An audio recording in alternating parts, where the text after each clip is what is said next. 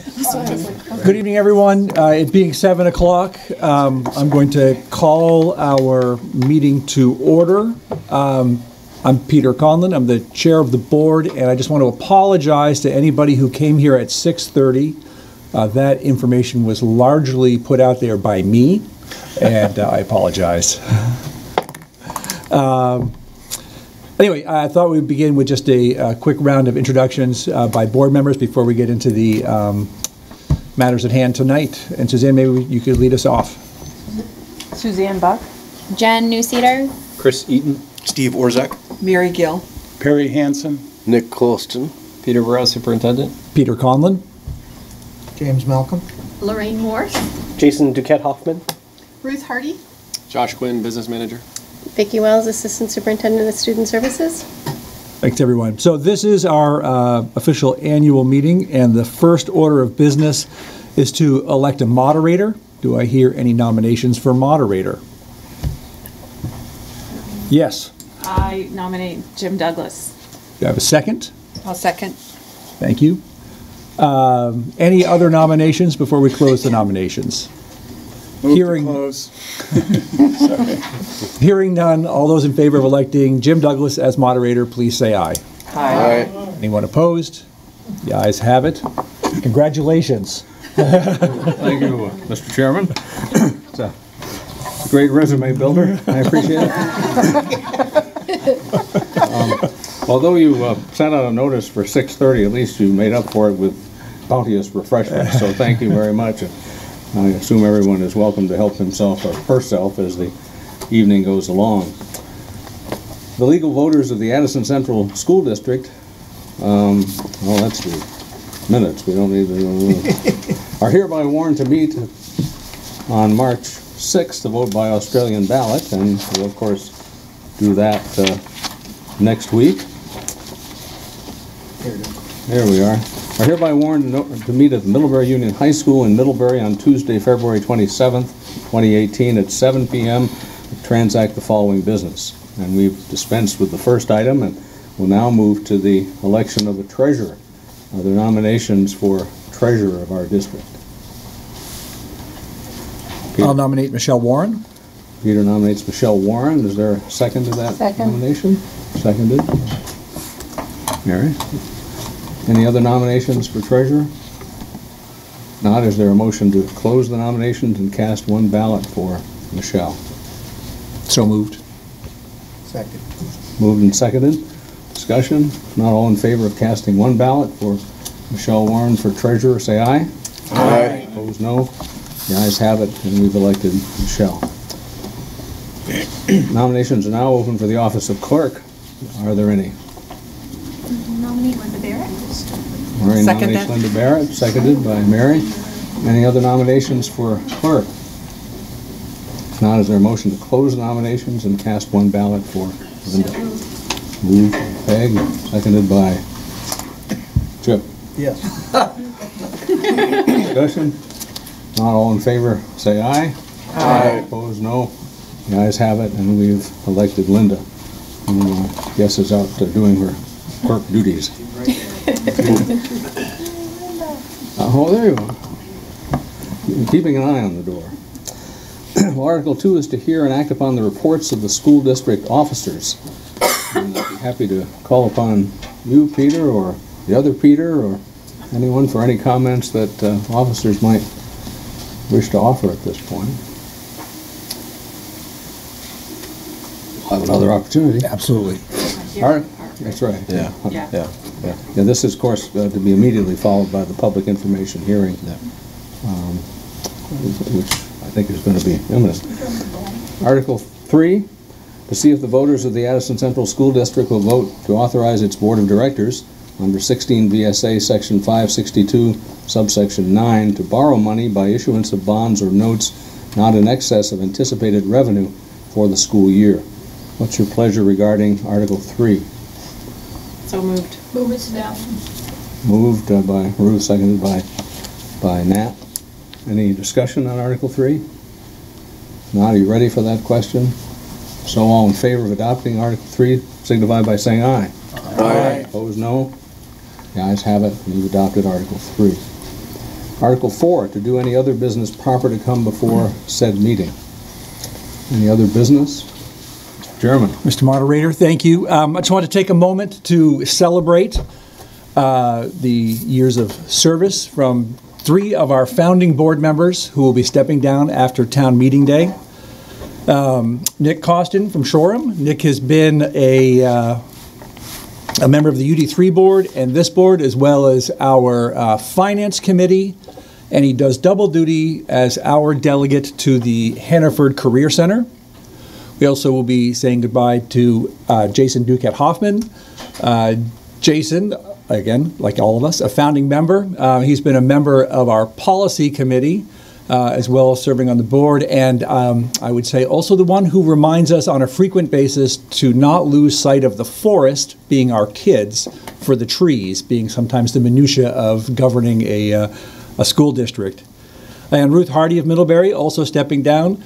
Ruth has been our finance and budget maven, as you'll see in a few minutes during the budget presentation. As chair of the Finance Committee, has really helped create a budgeting process for this new school board that has the board working in partnership with the administration to create the budget. And I should just mention that all 3 of these board members, this is obviously not their only stint, they've all served on other boards, Nick on the UD3 board, and Jason and Ruth on the Mary Hogan board. That being said, we have 3 wholly inadequate certificates of appreciation, but please let them serve as symbols of real appreciation for all you have done for this school district, this fledgling school district, as we get rolling along here. And I guess I'd just like to end with a warm round of applause for everything you've done for us. Thank you.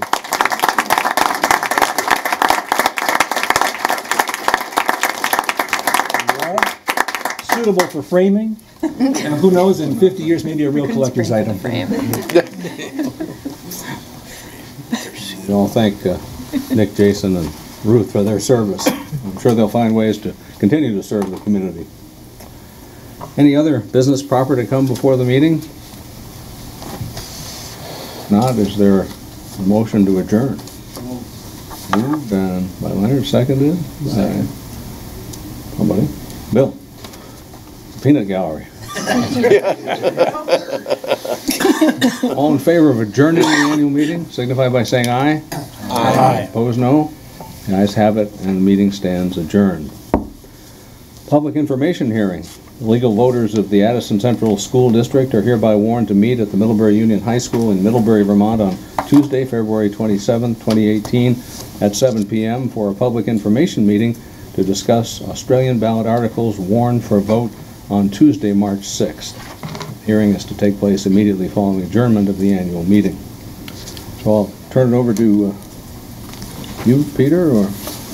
Thank you. We'll fight over which one you're talking about. Yeah. Go right ahead. I was just going to mention that Ruth was going to Do a budget presentation? Yeah. Yes. Yeah. Take it, Ruth. It's queued up. Is it projecting here? The Screen only gonna come down. We're going to pull this down. I think we have Can we pull to that move. down? We don't have an agenda, so we don't. Hi, everybody. It's strange, I'm doing my last ACSD budget presentation. You get to see me one more time if you're a Middlebury resident next week at our town meeting, but it will be the same presentation. For those of you who have this handy-dandy budget book, either I guess you won't be able to see it, but you can follow along or ask me questions from the budget book, or if you have an electronic copy, that works too.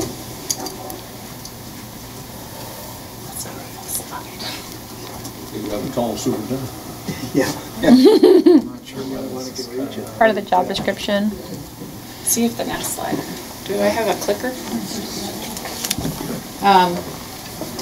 So the presentation is pretty much a big level overview, but if you turn to the page 22 in the budget book, there's a lot of nice information presentation at the beginning, a summary, a message from our chair and from our superintendent, and all the legal stuff at the beginning. But the page 22 really starts the financial section. So I'm sure you've all gone through this in detail before you came to this meeting, because you are incredibly dedicated citizens for just having stepped into this room. That looks good, so maybe it was just the first slide. It's the first slide. Okay, all right.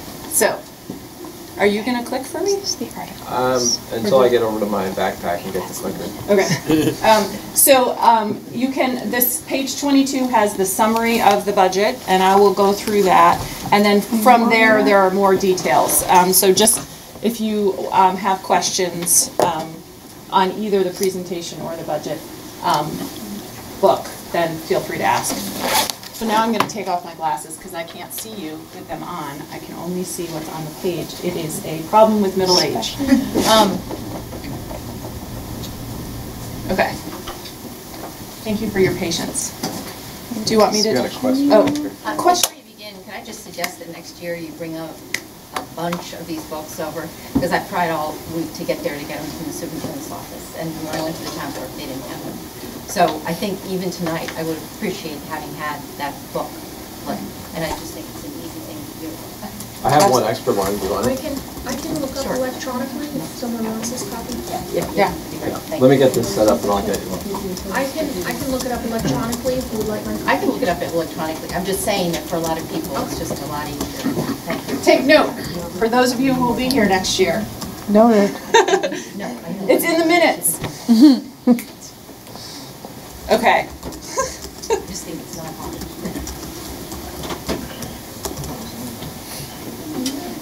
She wants the hard copies of the budget book to be here. We apparently don't have extra copies. We had some, but I think they're all at the central office. No, we passed out what we had.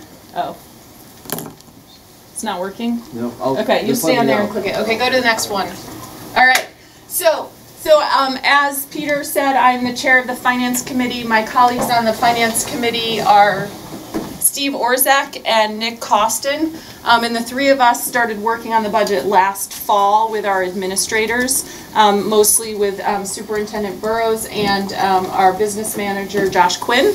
And we met extensively for very long meetings, and one of the things we did to begin with was to sort of set up some goals and questions that were going to guide our work as we put together what essentially is the first real consolidated budget for our new school district. Last year, the budget, as for those of you who have been following along at home, the budget was really just a rollover of our previous budgets from when we were all separate school districts, and we consolidated all of them and pretty much kept the same staffing and budgeting levels that had been with our school districts when they were separate entities. And we did that for a lot of reasons, but one of the reasons was to make the merger and the consolidation easier on our schools and our communities and make it so it was a little smoother transition.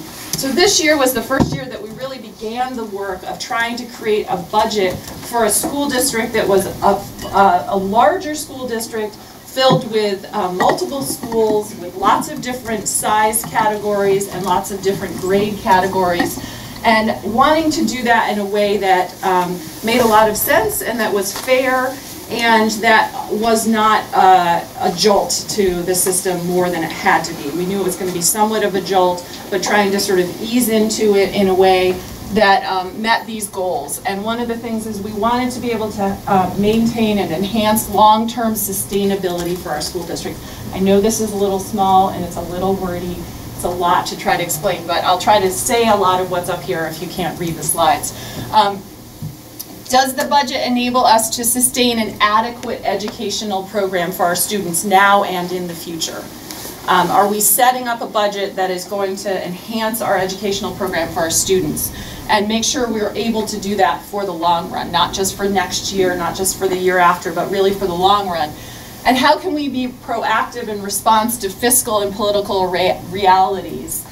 We don't exist in a bubble. We don't exist in a vacuum. We have to respond and be nimble to what the realities of the economic situation of our state, of the fiscal realities of our state, of the political realities of our state. So we can't just simply put together a budget that we like without really paying attention to what's going on around us and above us. And so We also wanted to avoid a culture of constant cuts, where every single year we were cutting. And, you know, we may or may not have done that, but we tried at the beginning to really think about how can we set this up so that we're doing the work this year that needs to be done, so it's not constantly doing this every year. So long-term sustainability was a big goal. We wanted to enhance educational equity for our students across schools and across grades. Like I said, we had a lot of different schools coming together, a lot of different grades coming together, and we wanted to see if we could really look at that and look at the budget from the perspective of how do we enhance equity for our students, so that a student who's going to one of our elementary schools is getting basically the same education as a student going to another one of our elementary schools. So the students who are in our elementary schools are getting an education that is equivalent to the education that they'll be getting when they're in middle school and high school, so that there's equity up and down and across the system for our students. And how do we allocate resources in a way that enhances that equity and it ensures that we're meeting student needs? And how do we redistribute resources smoothly and fairly, so it's fair to our students, fair to our staff and our teachers, and fair to our parents and our community members. So we really tried to think about equity with those things in mind. And were we being fiscally responsible? We know that you are the taxpayers, you plus, you know, times, I don't know, 50, are the taxpayers of our school district, and we want to be responsible to you and make sure that we're budgeting in a way that is responsible and that doesn't, you know, ask you to pay more than what we need for the services we provide our students. So that's what we were trying to do, build a budget that resulted in a tax rate that was fair and affordable for our taxpayers. All right, so those were the goals the committee used as we started down this path. I also want to remind you that the sort of atmosphere in the fall was one where we were being told, school boards across the state were being told by our governor, by our Vermont School Boards Association, by a lot of people working at the state level, the Agency of Education, that school budgets were going to be an issue this year. We needed to come in with lower and lower budgets, that if we didn't, then the tax burden was going to be too high for taxpayers across Vermont. So we were really getting pressure from the state to keep our budgets as modest as possible, or our budget increases as modest as possible. So we were building this budget within this sort of very high pressure situation. And I think we've done I will say, I think we've done a great job in building a budget that meets those three goals of sustainability, equity, and fiscal responsibility. So some of the budget highlights, some of the good things I think that people can like about the budget is we created a new global language program for the rural elementary schools, or the smaller elementary schools that didn't already have a language program. Until this year, Ripton and Weybridge have had a language program, and then last year Mary Hogan started a language program, but the rest of our elementary schools, Shoreham, Salisbury, Cornwall, and Bridport did not have language programs. This budget creates one, so that enhances equity across our district for educational opportunities for our students in all of our elementary schools, so they all can be prepared to learn foreign language at the middle and high school level. We created 2 new school psychologist positions as a hearing from our teachers and our parents and our administrators that there was really a need to have professional, licensed professionals in our schools, more access to their services for our students to support their social and emotional needs. This is something that public schools are seeing more and more of, the need to have in-school psychologists. So these 2 positions were created to meet the needs of students in all of our schools. We created an additional 2nd grade classroom teacher for Mary Hogan School. Mary Hogan is seeing an increase in enrollment, and we needed to maintain class sizes that were equitable in our 2nd grade classrooms across our district, or fairly equitable. And so we added another 2nd grade teacher at Mary Hogan so the class sizes there wouldn't get too big. We did have to reduce personnel across, mostly at the high school and the middle school and at some of our smaller elementary schools, but we tried to do it where we targeted personnel reductions at grades and in schools where there were declining enrollments. As you'll see later in our slides about enrollments, the high school is projected to have an enrollment decline of about 50 students, and our MUM's middle school is supposed to have a projected enrollment decline of about 30 students. So those are the two places where we saw the biggest personnel reductions, and then at a couple of our smaller elementary schools, combining grades so that there's a combined grade classroom in grades where there were fewer students, and combining classrooms was feasible and educationally responsible. So that's where we tried to target it, not do an across the board cut, but do a targeted cut. So that makes it, enhances equity along the way. And we created reserve funds, or we're proposing to create reserve funds to support teacher healthcare costs, unplanned educational needs, and facilities maintenance. And part of this, we already do have a facilities maintenance reserve fund and an educational reserve fund. We're adding funds to those, and then we're creating this third reserve fund. And part of this was this ongoing discussion that finance committees had about making sure that we maintain reserve funds that are within a fiscally responsible level, which we had determined was around 3 to 5%, which we've since learned is kind of low compared to our cities and towns in Vermont have more of a 10% target of reserve funds. But we're trying to maintain reserve funds so that if there are unknown costs, or if there are facilities maintenance needs that we need to address, we have the funds necessary. And in this sort of volatile political system that we're experiencing at the federal and state level, to make sure that we have funds in case something comes up. So that's what we decided to do to enhance our fiscal responsibility portion of the program. Okay, next slide. So there's an overall budget decrease. Like I said, we are projecting an enrollment decline. So we knew that that was a reality that we were facing next year. We will have fewer students in this building and in our middle school. So we felt like there was an opportunity to reduce staff and make sure that we could still meet our students' needs, but with doing it at a lower cost per pupil because of the lower cost overall because of the lower enrollments. So our total expenditures decreased by 1.3%, so it's not a huge decrease, but it is in line with our enrollment decrease. Again, we increased our reserve funds to about 1.5 million. Our revenue, which this is the total grant revenue that we get from the state and private sources and federal sources, that revenue decreased.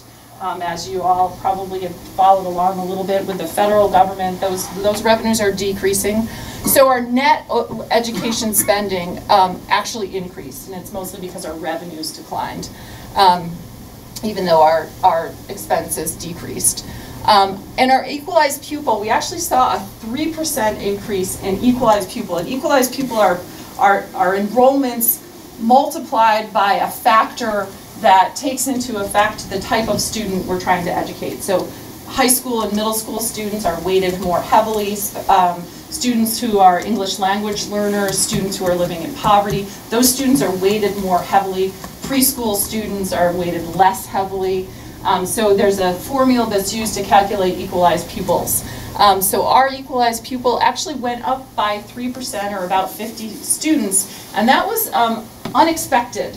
And for those of you who've come to multiple meetings, I see a few of you in the room who've been at a lot of meetings who know that we did not expect that. We had a radical change in the middle of the budget process because suddenly we had 50 new students that we didn't expect. And what it was the state recalculated the way they were counting our preschool students. So it gave us a bump of 50 students. And that actually gave us a lot more money to work with in our budget. And I called it the Hanukkah miracle because it happened during Hanukkah. But it is not a real enrollment increase. It's just a recalculation of the way that the state is calculating our preschool. And it won't happen next year. So next year we're continuing to expect a decline of about 50 real students, not this sort of recalculation. So our equalized spending per pupil, that's like how much do we spend per weighted pupil, actually decreased by about 1.8%. So we're at $16,907. And just to give you a perspective, that is about $2,000 more than the state average. So we're still a higher spending district on average across the state. So, any questions so far? Are you with me? Am I losing you? Okay. All right, go ahead. There's a question. Oh, question. What's the social psychologist ratio for students? The number of psychologists to students? Do you know? It Josh? would be, if we can hire the 2 plus the 1 that we have, it would be about 1 to 550, 600 students. That includes high school. Mm-hmm. And those are just psychologists. We do have other support services and behavioralists. What's the guidance ratio? The guidance staff ratio? That I don't know offhand. It's different at each school. Yeah. Any other questions? Okay, next slide. Okay, so this is a sort of breakdown of the reserve funds that I've already talked about. There's the healthcare reserve fund, which we're putting $200,000 in, and this is a pretty complicated little formula, but the new healthcare contract includes a split between what the employee and employer pays. We have budgeted the 60%. We have budgeted 60% in our budget, assuming that our employees use 60% of their the allocation. But there is an estimate in our. I'm going to get this backwards. We budgeted 80%. No, we budgeted 60%. We budgeted 60%, and we've reserved the additional 20% to take us up to 80%. To make sure that we're covering our risk. 60% is the estimate that employees will use, and we felt like that may be low. We had assumed 80%, the state said 60%, so we're creating a reserve fund to essentially cover our risk in case our employees actually do use the 80% that we had assumed.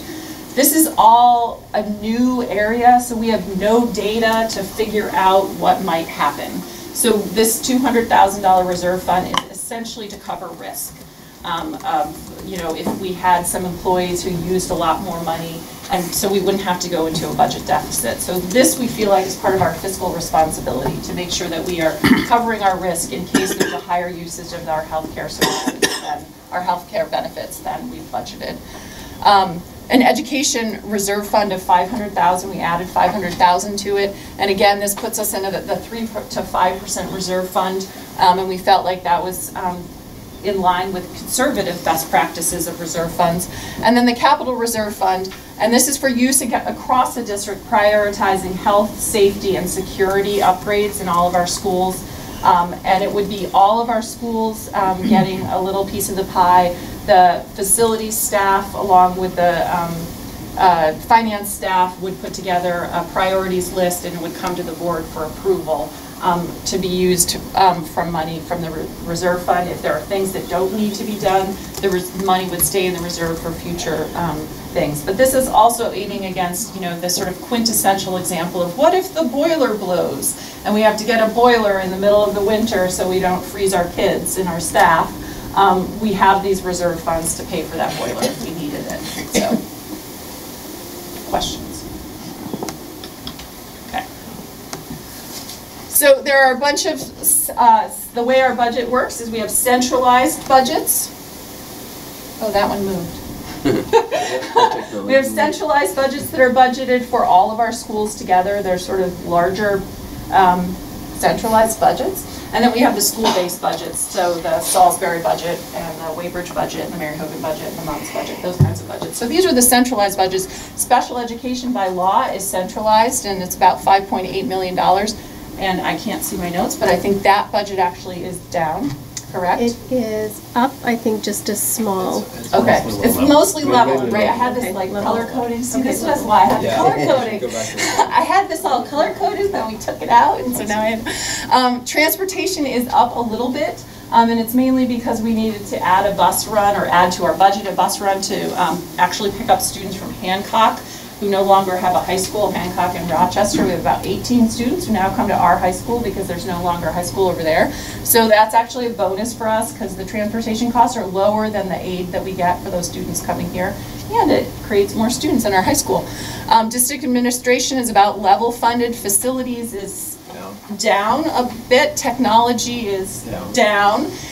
Federal, state, and special is, I think, down. That's mostly Medicaid services for students who, and Title I, Title II student, federal funding for special services for certain students. Board of Education is level, professional development is down a little bit, but that's because we created at the very bottom, which you probably can't see because this is pretty low, a new centralized curriculum budget. And some of those funds for the curriculum budget were reallocated from our professional development. So professional development is professional development and extra training for our teachers. Sometimes it's to get course credits toward master's degree, and sometimes it's sort of group professional development. And a lot of the new curriculum budget is in order to help us move toward international baccalaureate, which is a really big initiative that our school district is doing, creating a very comprehensive K through 12 global international baccalaureate program, which you've probably heard us talk about a lot, but that's to help support that. And then we maintain a contingency budget of about $310,000, and that's just in case something else happens. That's part of our sort of 3 to 5% reserve fund rate. Questions on the centralized budgets? 2, yes. Could you speak about what the $500,000 on the Board of Education pays for? Most of that is workers' compensation. It's budgeted there, workers' compensation and insurance.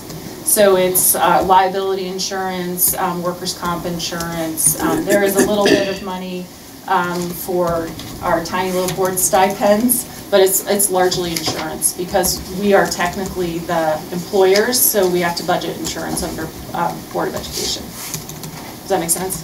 Okay. Legal's there too, right? Pardon me? Legal? And legal, yeah, some legal services, and we need them. And audit services, yes, thank you, Laura. Anything else? Okay. What's the cost of the IB program? That is a good question, and it's spread out across, but we have, so these curriculum expenses are part of it, and then we do have some fees to pay for the International Baccalaureate, so I'm going to do you want to take that question? I can field that. In terms of kind of overall cost to IB, there are fees that we pay per school. So every school plan, the primary years program, middle years program, or higher program has different fees, ranges from about $8,000 to $10,000 per school per year.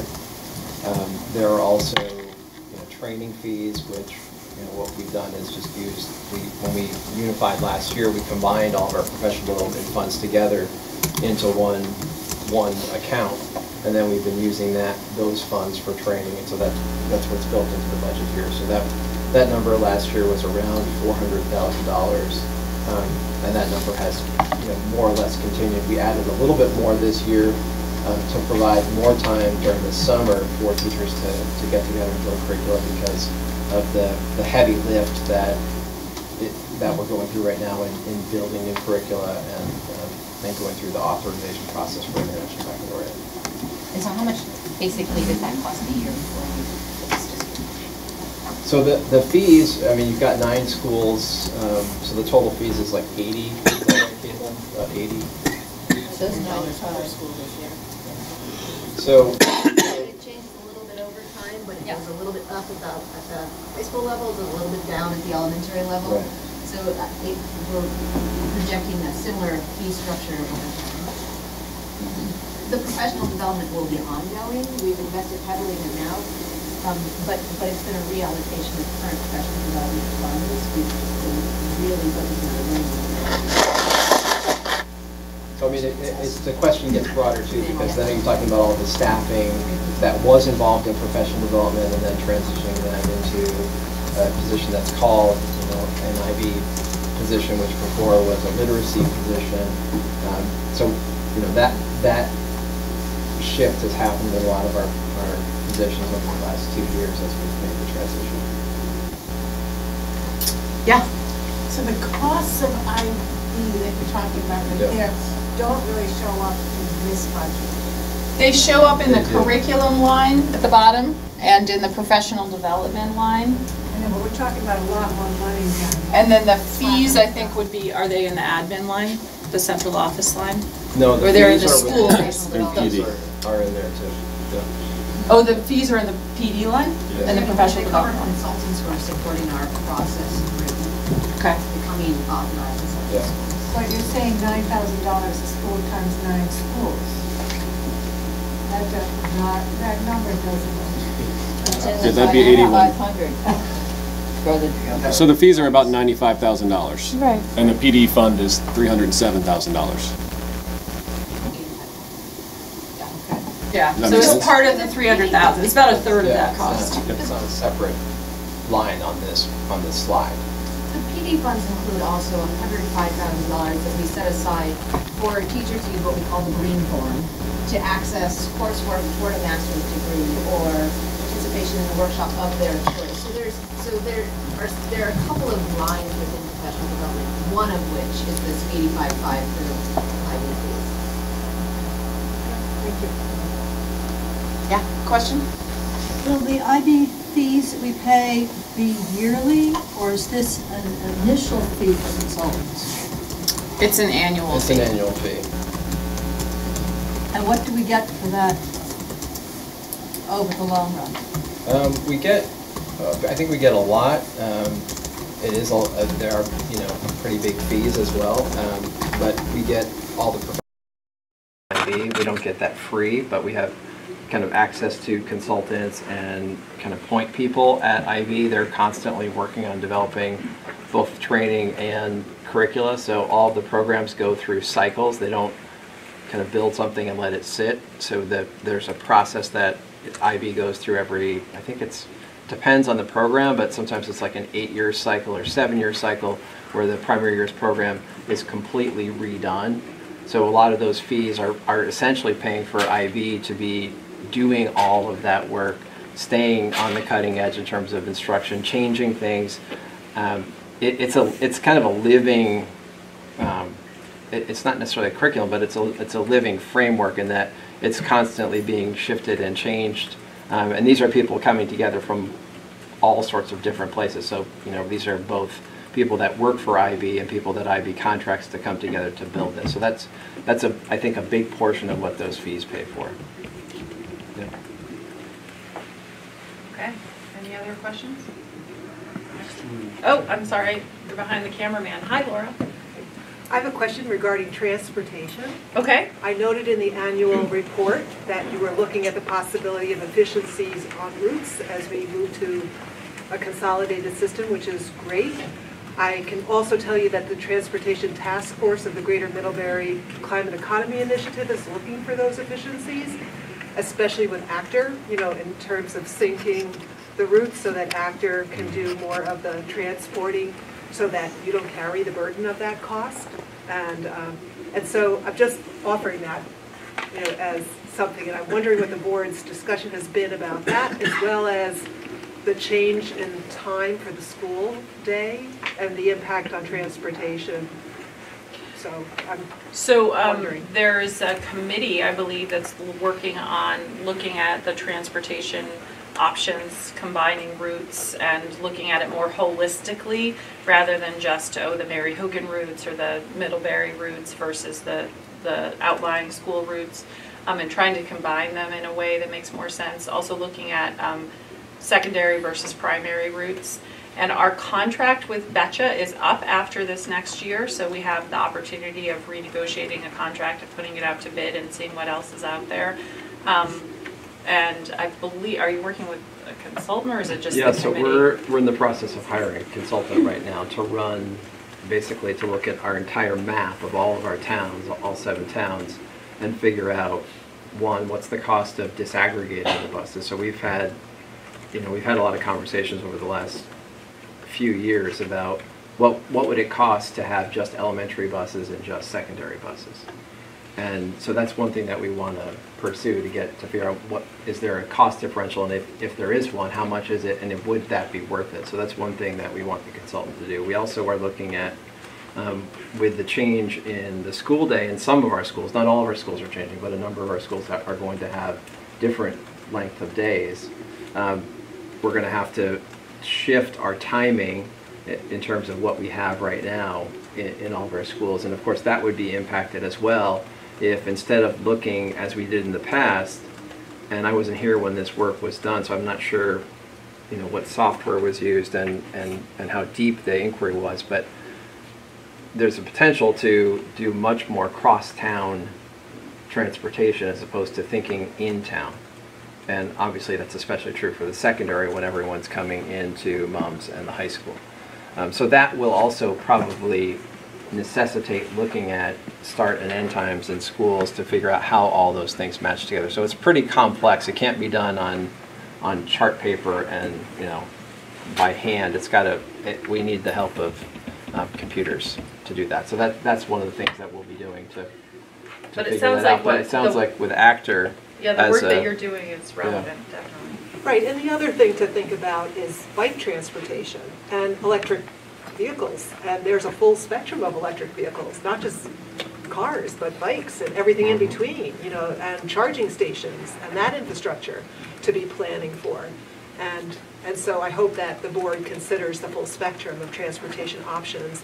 Buses, of course, are the most expensive burden for us and the one that we really have to tackle most, and the one that the Transportation Task Force is looking at most too. Excellent. Sounds like there's good opportunity to collaborate. All right, any other questions? Okay, next slide. So we have a couple of collaborative programs with the Hannaford Career Center. We, along with the Addison Northwest and Northeast, the Bristol and Virgin school districts, send students to the Hannaford Career Center to get a variety of different career-oriented programming. And the bulk of the students who go there are our students, the Middlebury students.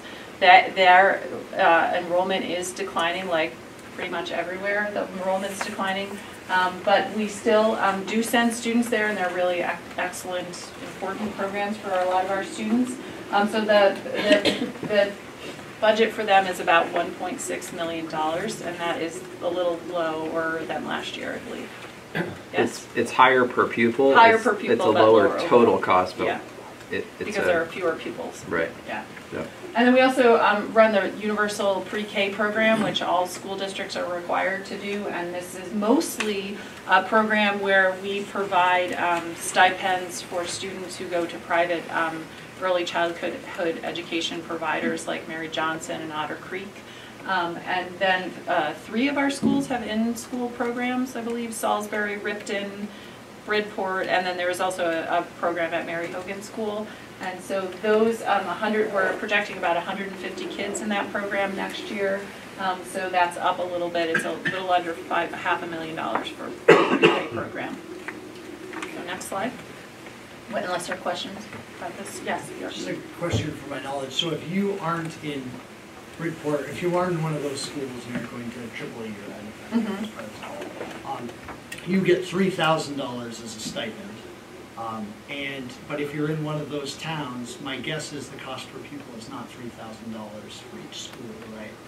It's higher than that if they're in an in-school program, but you can also, so you don't have to be from Salisbury to go to the Salisbury program, for example, because we're now one big district. If there's a kid who is in Cornwall who wants to go to the Salisbury preschool, it's based on availability of a slot. But we do send kids across our district to those in-school programs, as with the EEE program, which is Early Essential Education. That's the program that's at Mary Hogan, and that has kids from all across our district.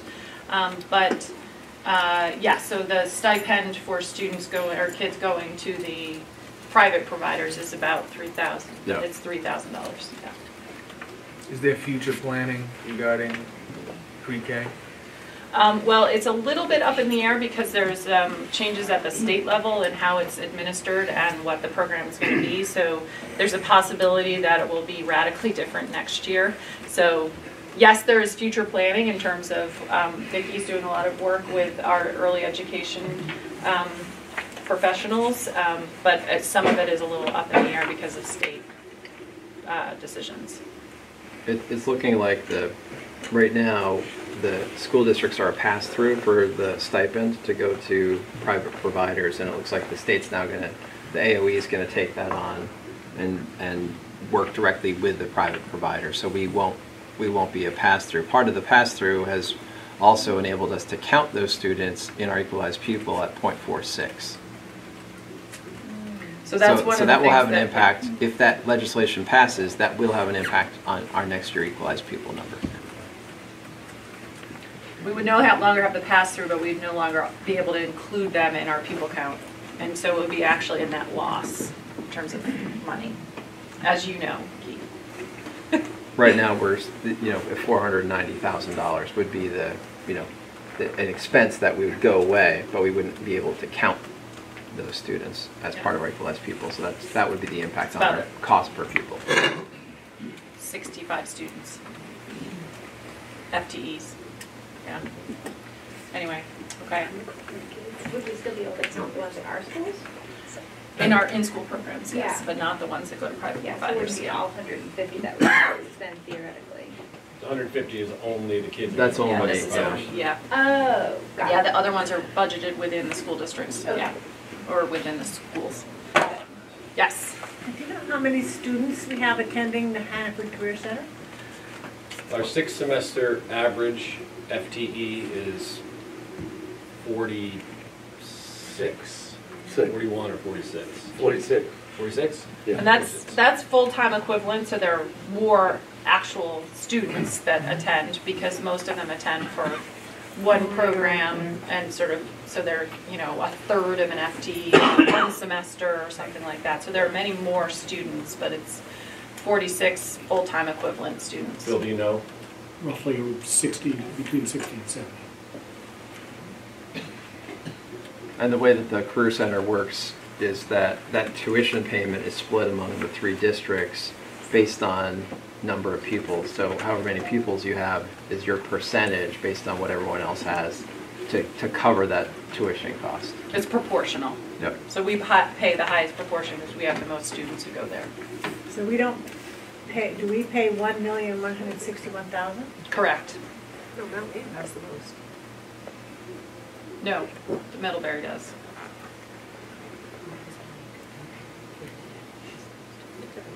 Okay. Any more on this slide? This one's popular. Nice. Let's go. Okay, it's tiny. Yeah, I know. We have a lot of schools.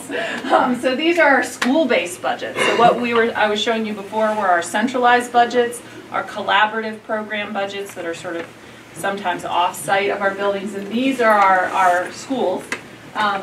Report through Weybridge. It's nice that we cover almost the whole alphabet.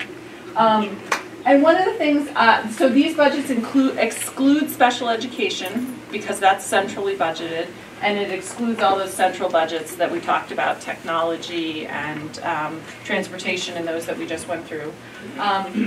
So one of the things that I wanted to highlight, and I had it all color-coded, we changed it, but is that these numbers are actually the per pupil budget. So these are actually not based on equalized pupil, these are based on enrollments in our school district. One of the things that we tried really hard to do this year was to budget to enrollment. So budget to our actual kids in the building instead of budgeting toward equalized pupil, which is based on an average over a few years and these weighted numbers. So like how many kids are we going to actually have in chairs in our classrooms?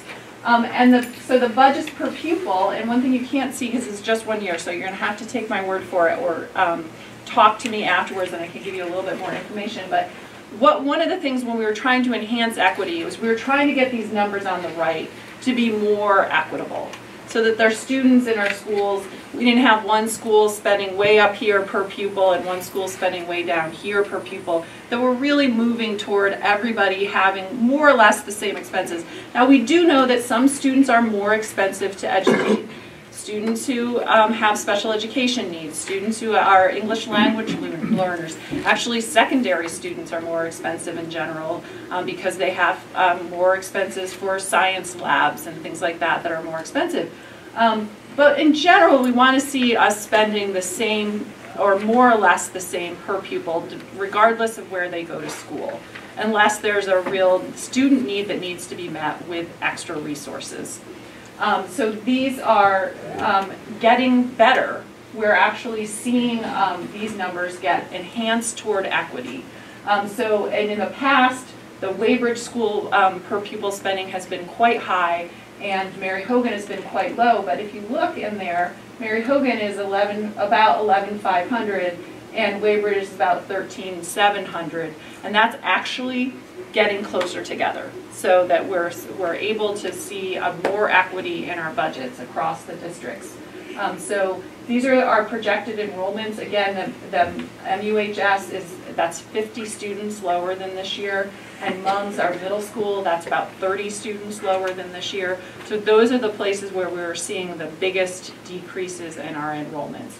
And the others are more or less seeing slight increases or slight decreases. Weybridge actually had a significant increase, and Mary Hogan is having an increase, and the rest are sort of up or down a little bit. So I think this is really good news, and something we really tried to work toward is equity across our spending per pupil. So I know this is small, but if anybody has questions on these specific numbers or needs a magnifying glass to come look at them better. Those are our budgets per pupil. Yes, Ethan. Are the additional, I mean it's minor, but are the additional 18 students from Hancock in here? Yes, they are. Well, no, actually, are they? In the enrollment figures? Those represent probably current Hancock. Yeah. Those should be in the yeah, enrollment. they are included in there. We're not positive what we'll get next year. Part of the sort of nature of the beast is that they have other options too, and they can choose to go someplace else. But I think we're the best option, so I think they'll probably come here. Most of them. They had a fair with representation. I went over, spent the evening over there, and I do think that that will bear some fruit in terms of getting a few more students here. Bill sold us. We got the best. Come here. So yeah, I think it's included, and hopefully we'll continue to see students coming from the Hancock, Rochester area. Yeah, and we have a bus, so why not? Wait, did you say something? I did. Is that slide in the budget book that is online or that handed out? It is not. This is a sort of consolidation of what's in the budget book. So you'll see these numbers of proposed budgets. Each school's budget is in your budget book, so that at the bottom of that you'll see where each school's budget is. I mean, you'll also see the percentage increase or decrease for each of the school's budgets. So if you have questions about those, I see your hand just a second. You can see that the projected enrollment is in a chart at the back. I can't remember what page. Josh can maybe look it up. And then Josh and I just did the math to get to the per pupil cost. So this chart isn't in there. We can put this presentation on the website so people can study it if you want. And one note, the proposed budgets do not include pre-K costs. Correct. Because then to make it apples to apples between the elementary schools.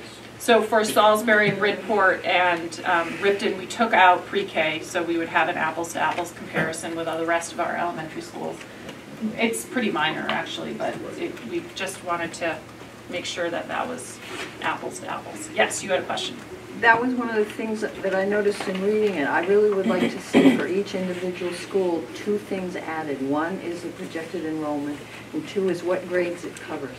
Because you're going to be, I assume, going to be moving kids from school to school, and if it's going to be K through 3 or 4 through 6 or whatever, that matters in terms of understanding where the costs are coming from.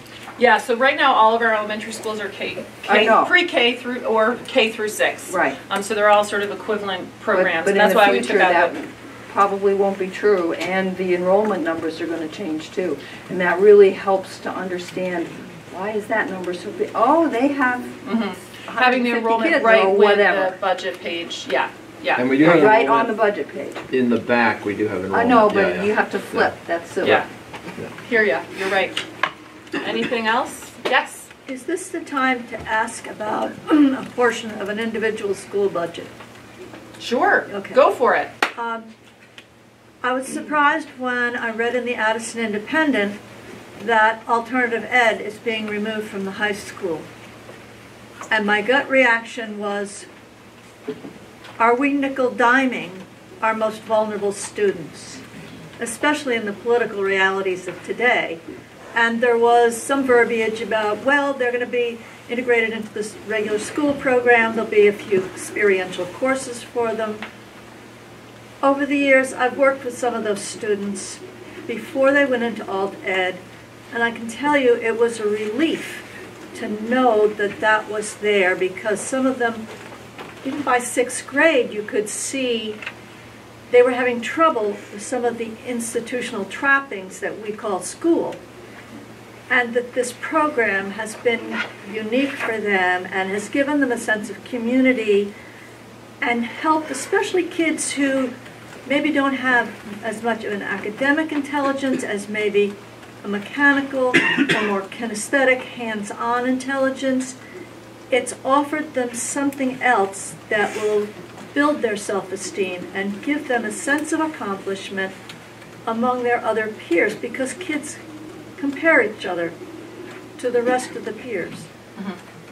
So what I'm asking to hear is what's going to be an equivalent for these kids by putting them back in the school system, which some of them have already failed to negotiate adequately.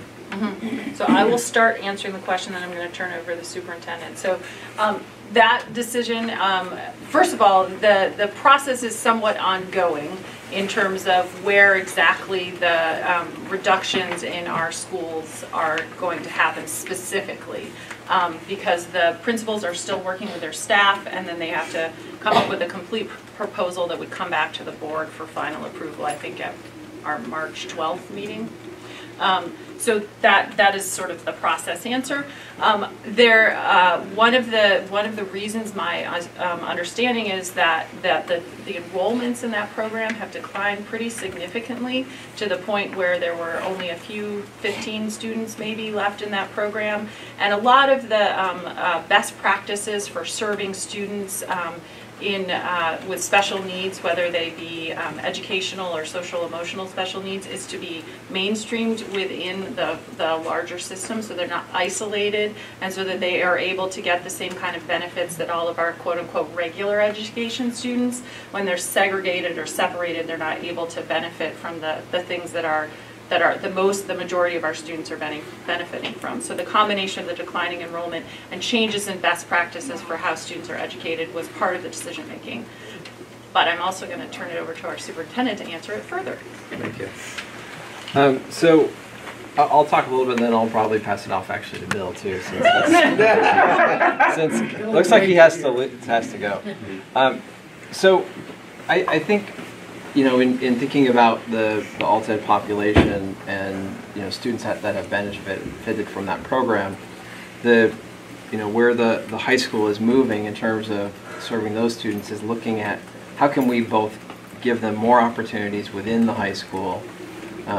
You know, Ruth mentioned that issue of isolation, and, you know, we have gone educationally, we have gone through a period of going from pure isolation for most of our programs. You know, if you look back to when some of us were in school, there was lots and lots of isolation of all sorts of different programs, and we've moved from that to more integration.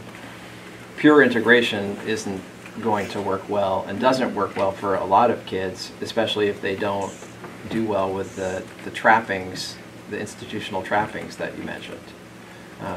And you start to see that, I think, even before 6th grade, where, you know, we used to just expect school to work for every kid with this certain box, and if you didn't do well, it was on you. It wasn't on the school.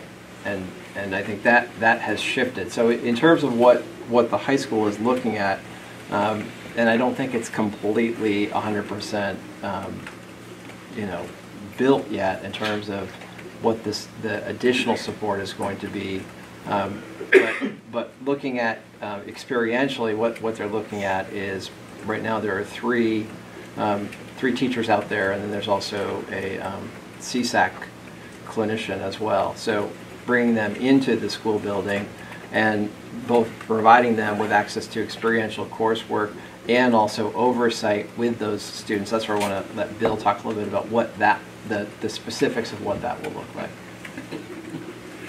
Great. So, you know, the last few years, the state of Vermont has been pushing personalization, and so we want to personalize the experience for every student.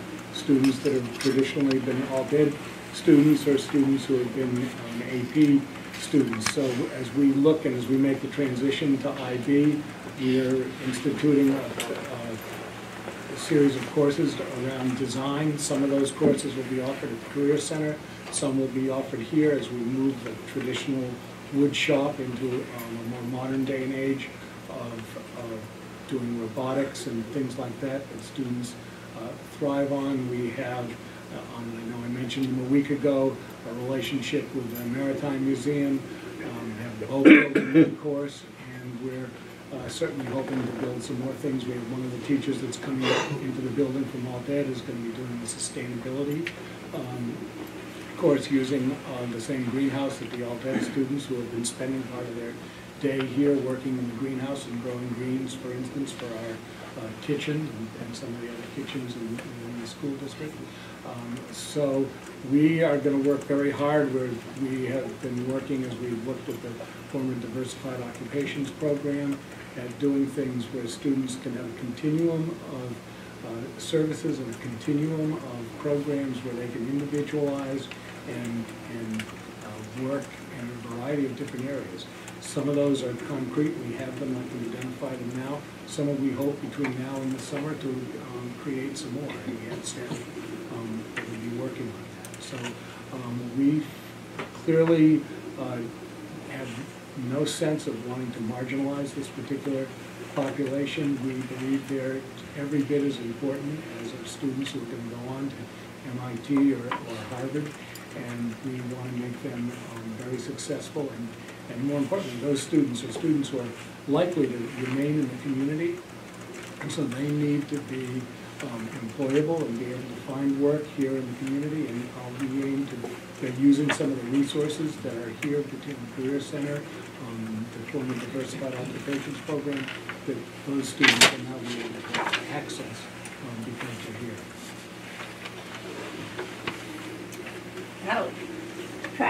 How will you track them? I mean, you put the student in a 500-person high school.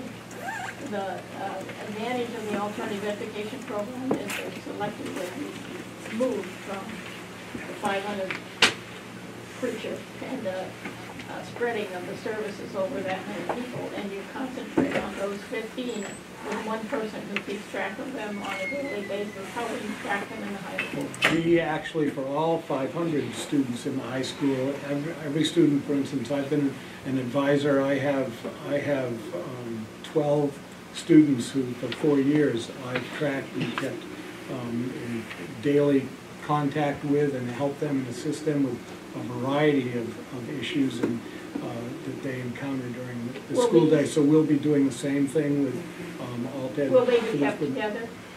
We haven't, you know, this is all new to us, and within the last month or so, we haven't made those decisions yet, but that's something typically, when we build a master schedule for the high school, we do that in the month of April, and at that point, once we do that, we start assigning advisors. So we'll get all that done this spring.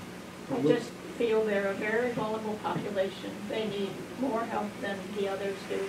They don't have homes often to support them. They need what you do here, and the more you can individualize it, the better. I hear you very sincerely. However, I feel just as strongly that all of our students need help, whether they're, again, not as much. They all need help. Well, they all need help in a variety of ways. I had a staff member in last week, spend his 3 or 4 days of his vacation helping a student design a microscope, a fancy microscope. So we have lots of students have a lot of different needs. I clearly hear you and feel from the bottom of my heart that those students who are at-risk students need a lot of help and a lot of support, and we aim to do that. You had a question back there? Is there a cost savings in eliminating the Alt-Ed program from our budget? And if so, is that cost savings being reinvested in these students? Or is it eliminated from the high school budget? Do you want to take that, Bill?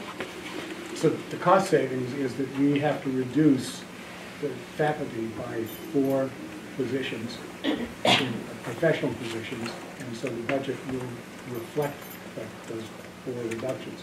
There will also be a reduction of 2 paraprofessional positions, so the budget will be that much less.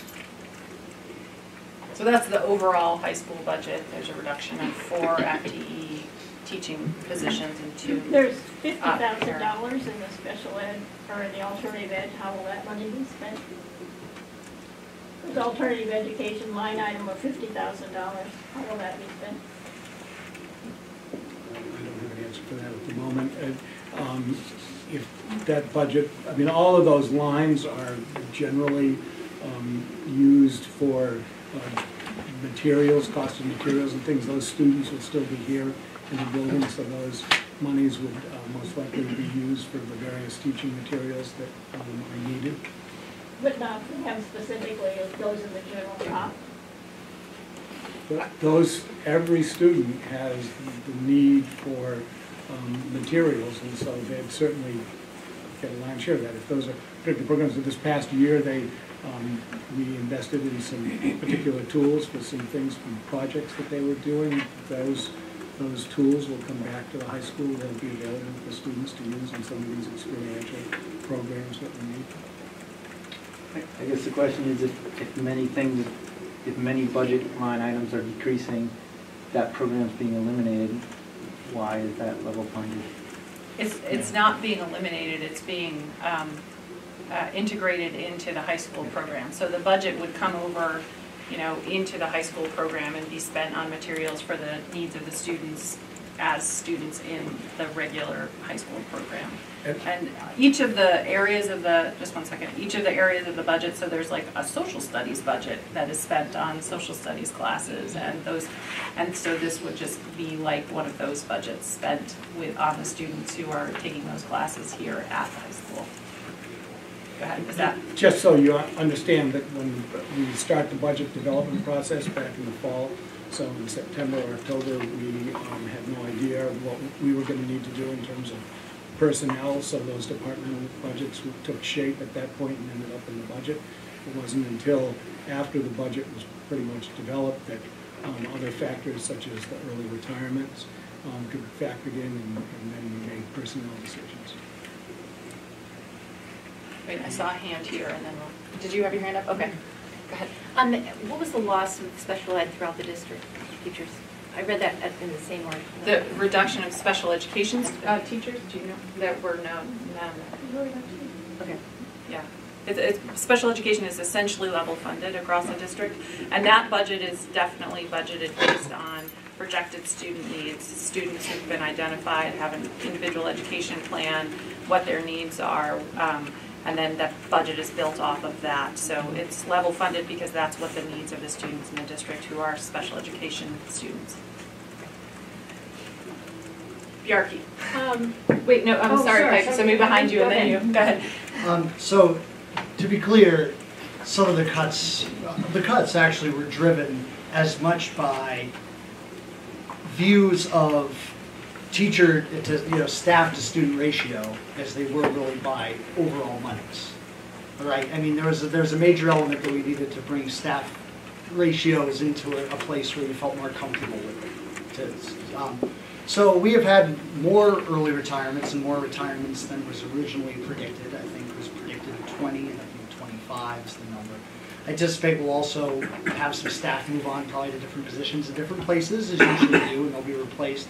Is there room then in that budget and within your ideological thinking about the size of a school and student ratios with teachers, where if a program stood out, whether it's alt-ed or whether it's STEM at middle school or whether it's something else, is there room to say, hey, it's okay, maybe we can have a little more staff members? Is that a conversation that the public can have and say, hey, can we use some potential savings we weren't necessarily anticipating from retirements to bring one of these programs back or something back? Or is that something the board just feels is impossible due to views about student-teacher ratios? So I can't speak for the whole board. The board generally doesn't get into the nitty-gritty of those conversations. This question of alternative education was driven by discussions and looking at staffing and resources at the high school, and was a decision made by administrators on the ground, so to speak, or in the building. And so the board doesn't get to that micro level. We were talking, the finance committee and then later the full board, about equity across the district, and yes, we did look at some ratios to see about the equity across the district. They're not exactly equal, and there are some areas where there are higher staffing levels because of various reasons. So certainly any conversation can be had, especially as things change, and things are going to continue to change over the next few years. So I don't think anything's off the table. But again, I'm out of here, so I can't speak for everybody else here. Okay. The paraprofessionals, you said there were 2 or 3 that are being eliminated as positions?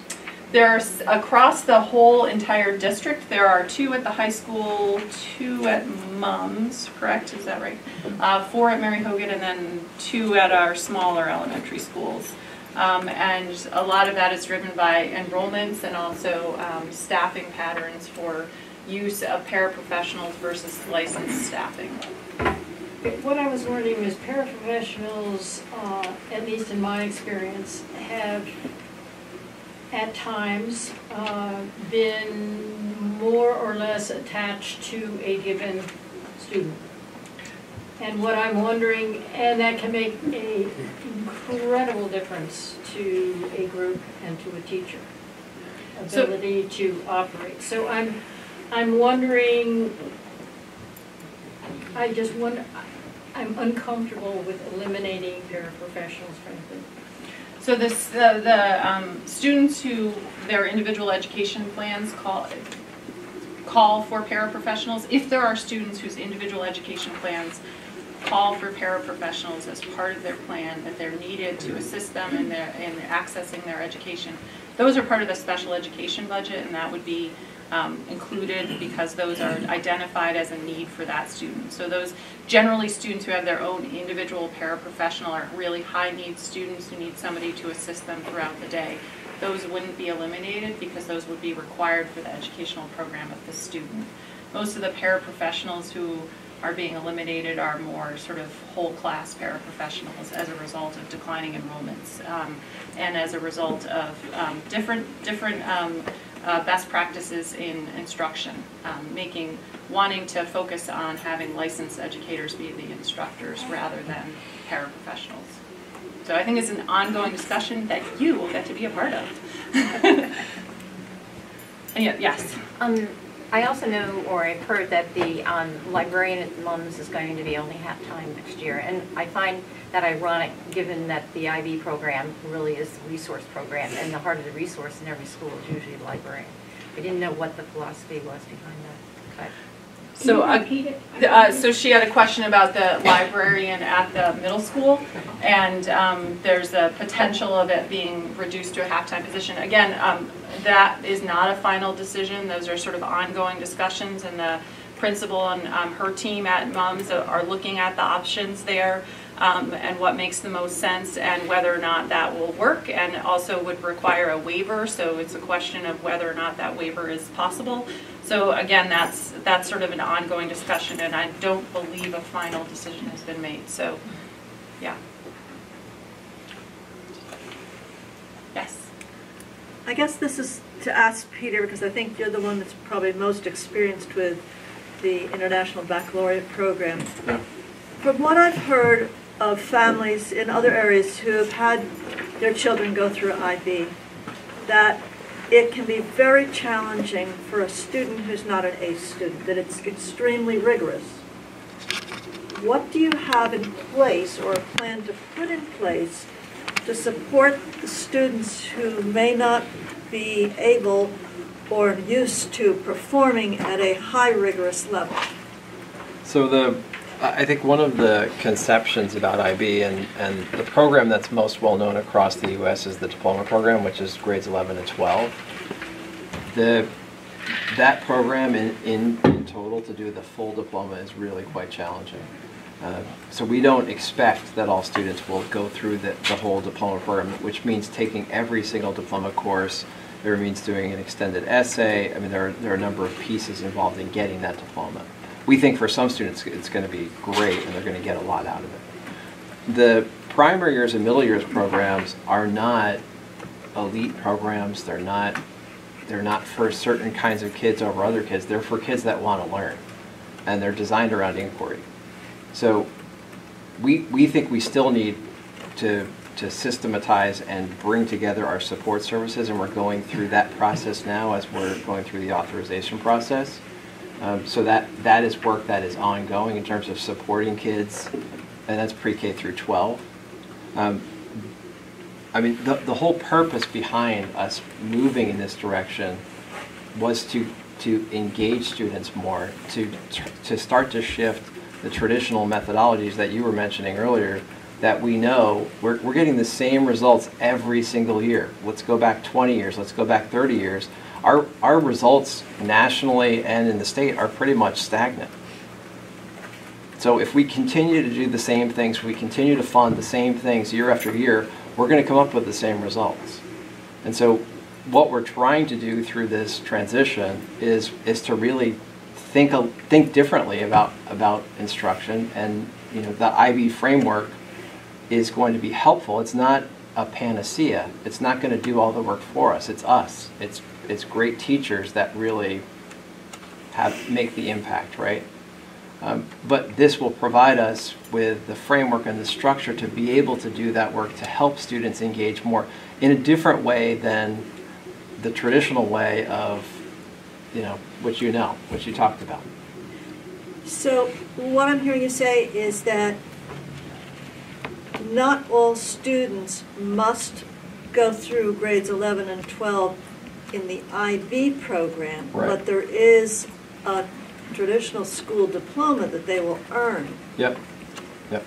And they'll have access to all of those IB courses. So in a lot of schools, a student will take 1 or 2 IB courses. They don't have to take all of them. We're also looking at the career-related program, which would be a collaboration with the Career Center, which would then provide the ability for more of kind of what we were just talking about in terms of alt ed and experiential learning, where students would be working on projects. Instead of writing a big academic paper, they would be working in the community, in a business. They would come back and integrate some of their studies, so in a kind of a interdisciplinary way, with a culminating project at the end of their senior year. So that's kind of our plan for 11th and 12th grade. So I think we're going to move to the next slide, because I think some of the questions may be answered in the slides, and then at the end I'll give everybody an opportunity to ask more questions, just for some people who may have to leave. Carrie had a question. And I'm sorry. Her hand went down. Oh, Carrie, go ahead. You haven't asked anything yet. Go ahead. Well, it was just a quick question around, I noticed the Mary Hogan operations and maintenance budget has gone down, and it's sort of half last year versus the year before. And I understand that there were some pretty significant maintenance issues the year before, and then gone down again. And I don't see, so I'm wondering, there's an easy answer to that question. Excellent. And that is that there's the window program in the E-wing, is it E-wing? Which the 5th, 6th grade wing. The windows there needed to be replaced, and the ID4 budget included those in the actual budget. And now they've been removed and put into the facilities budget, so they're part of that facilities budget. So there was a significant decrease because we removed the windows, and now they're going to be paid for out of a different budget. And all the facilities costs, for the most part, moved out Yeah. of Mary Hogan specifically. So electricity and fuel oil, those are the big major pieces. Yeah, and there's a drain there yeah. So those things are going to be just from a separate budget. It's more of a reallocation than a reduction. Excellent, thank you. Okay, we're going to move on. So this is Bjarki. Oh, good. I'm glad you didn't leave. So this is some of the ratio stuff that we were looking at that Bjarki was asking about. There's been a lot of talk in the state, and we got a lot of pressure to look at sort of ratio and budget by ratios. And we did look at ratios, and we did use sort of modified ratios because we were uncomfortable with the very strict ratios that were being sort of propagated around the state. So we looked at licensed teachers or licensed professionals, so that would include guidance counselors and nurses and anybody who has a teaching license but isn't necessarily a second grade teacher or whatever, but anybody with a teaching license. And then classroom teacher ratios. So those were the two that we were looking at to try to see, you know, where are areas that were sort of heavily staffed and where are areas that were maybe understaffed.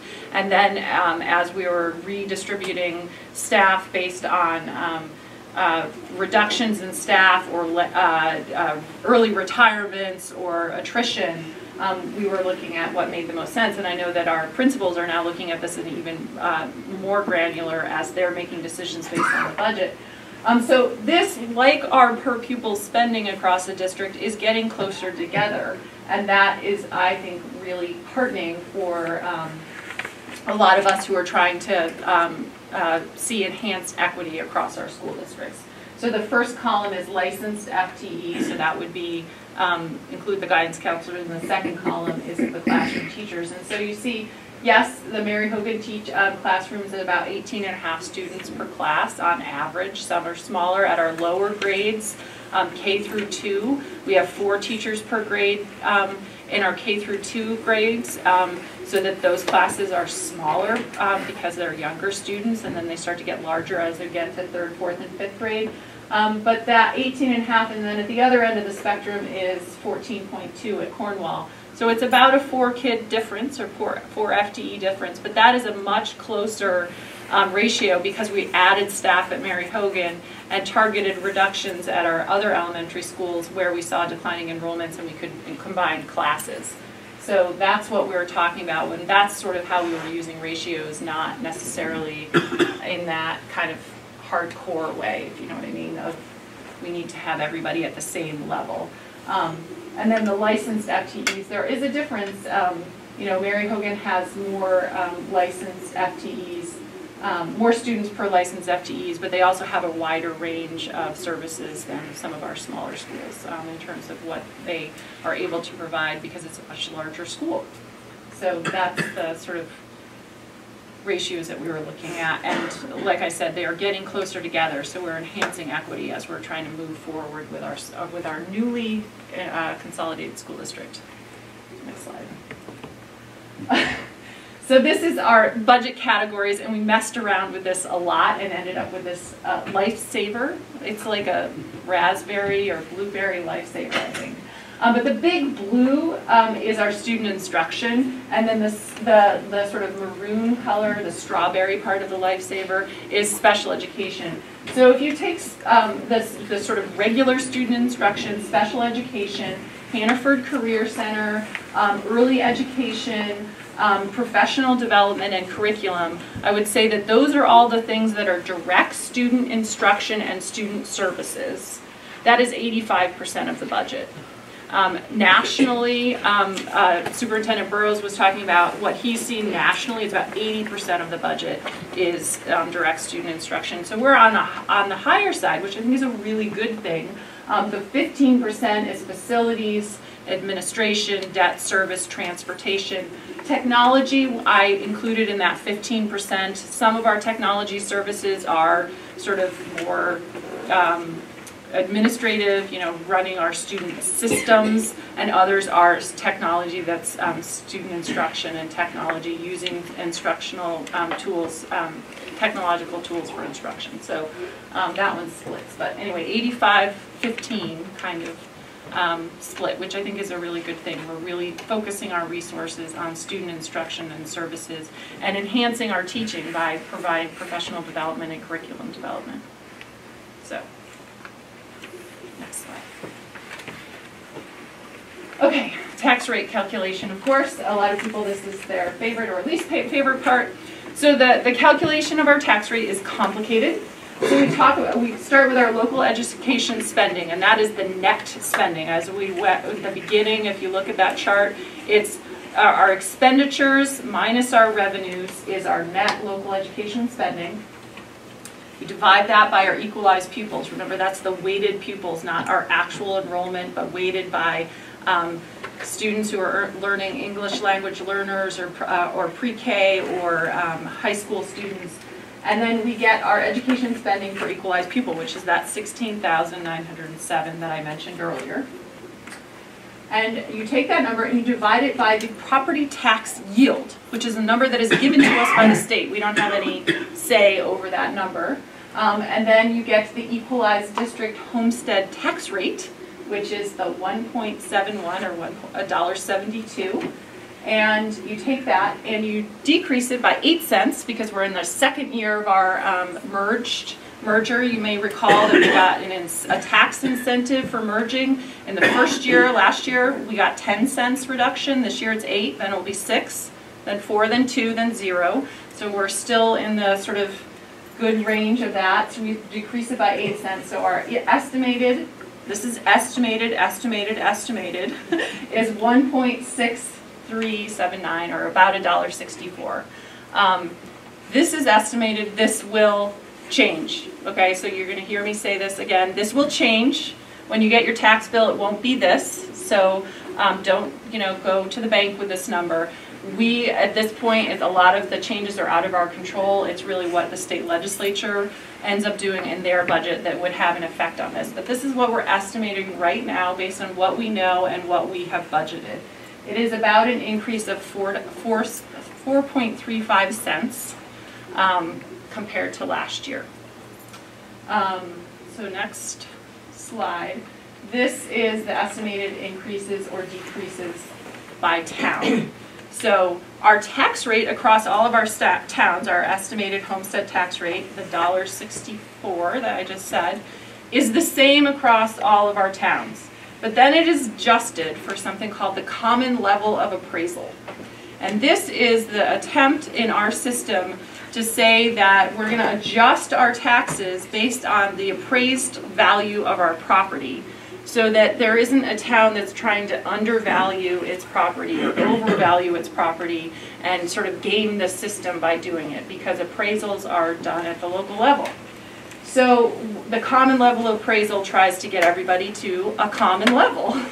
And so when this happens, we get adjustments, which is basically saying, you think your property is worth more than we think it is, or you think your property is worth less than it is. So you can see the adjustments. So the one that's the best example is Cornwall. They're at about 100%, which means that where they've appraised their property and what the state thinks their property is worth is about the same. So their tax rate is $1.63, which is what the estimated tax rate for all of us is. It doesn't change because of the common level appraisal, which is great. They've kind of hit the nail on the head.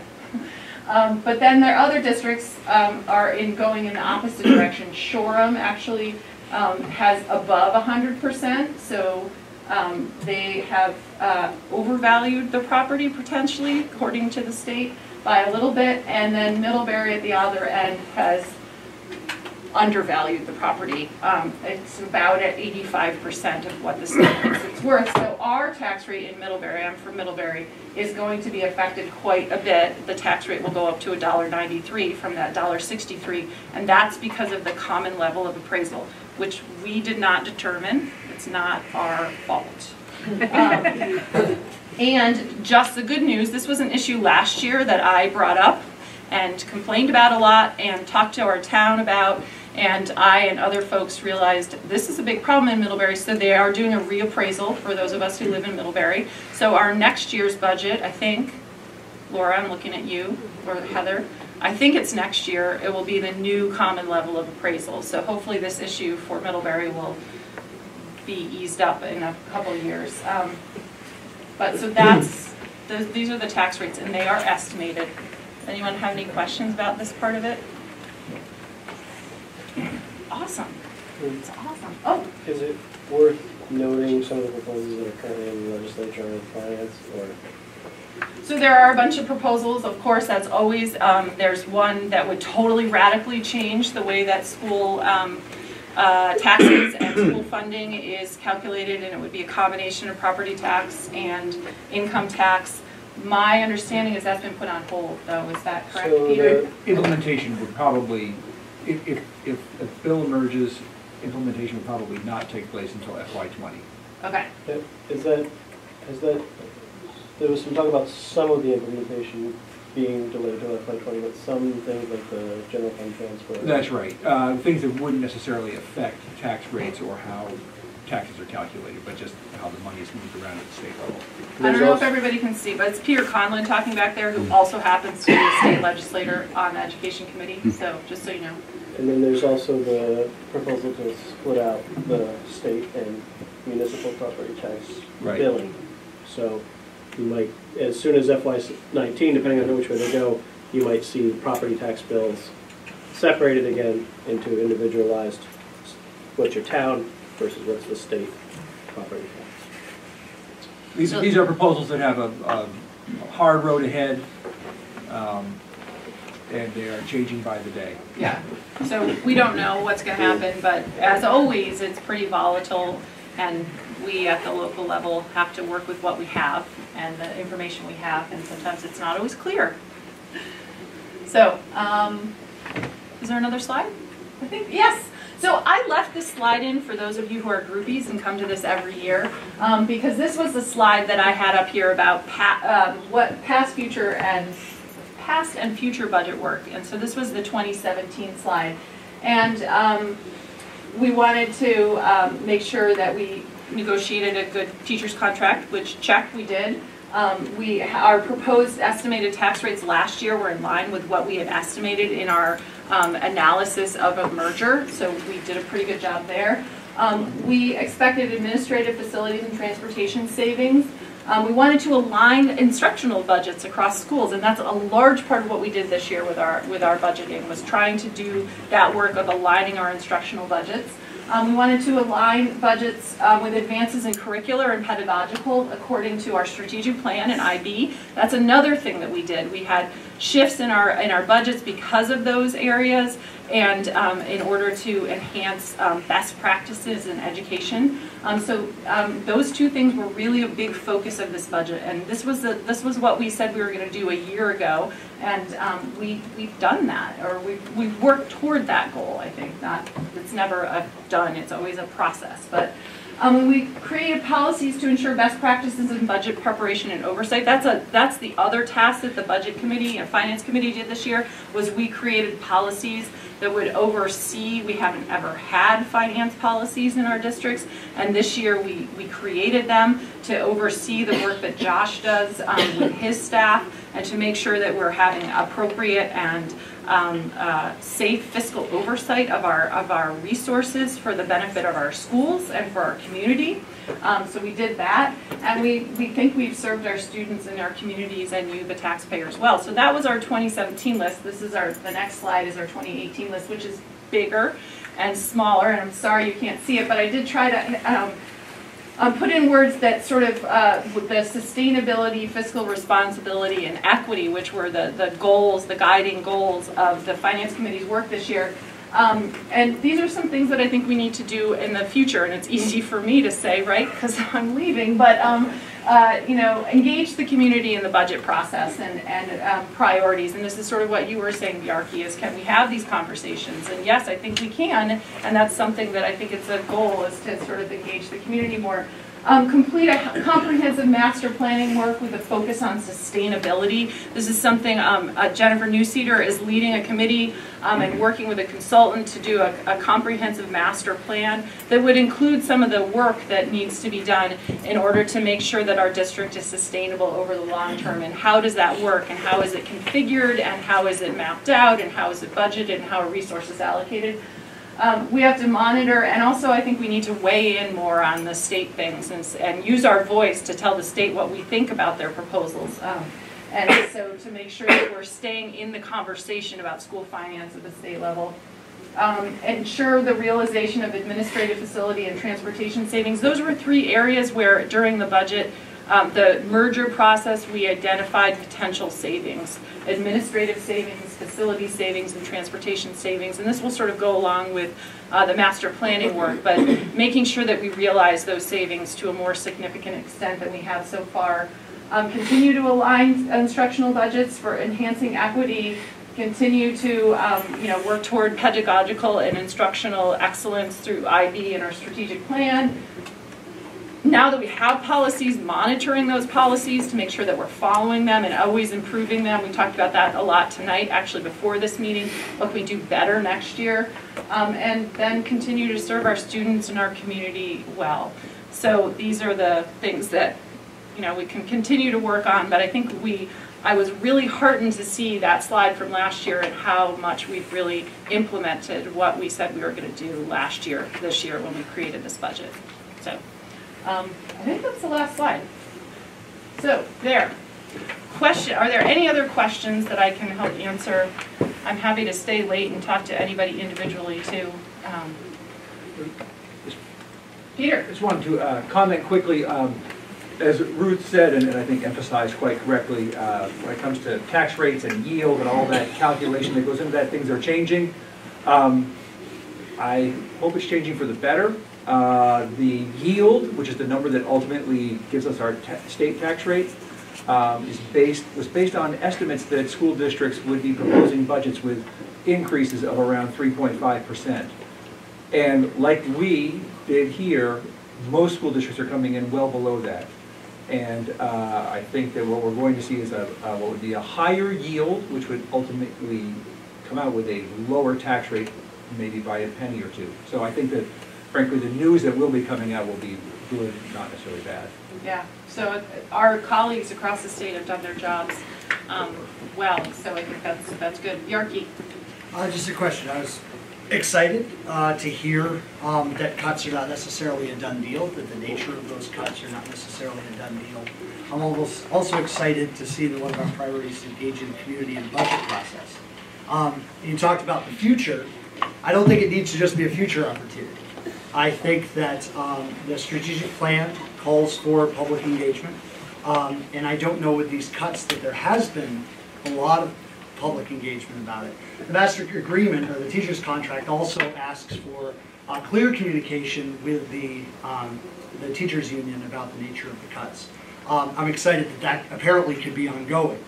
And so I think what I'm asking then, we have about a little less than a month until March 22nd, an important date. What can we do? Administrators, board, what can we do to have a more robust conversation about these cuts? And maybe they need to be made, maybe not, but to have input, to have a chance for people to say the things they've said tonight.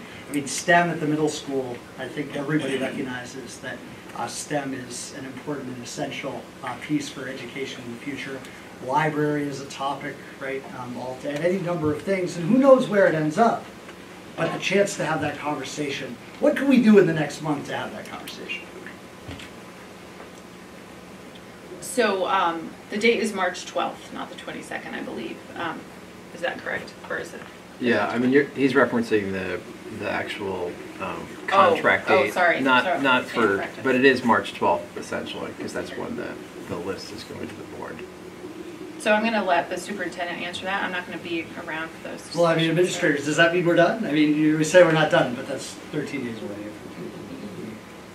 I mean, I think in terms of having, you know, as we talked about today, in terms of having real dialogue ongoing, the budget time frame and what administrators have to do and what our two secondary administrators had to do this year in terms of getting, they got numbers all over the map from, you know, we initially put out a number that was even higher than what came out to the public when we first were looking at what our projections were. So they've had very little time, have worked in their schools to talk about these, and granted some of those conversations haven't been long enough, and it's part of the challenge I think this budget process is we have, especially with the early retirements that we talked about in terms of the timing of early retirements at February 1, the runway here to talk through and engage and hear,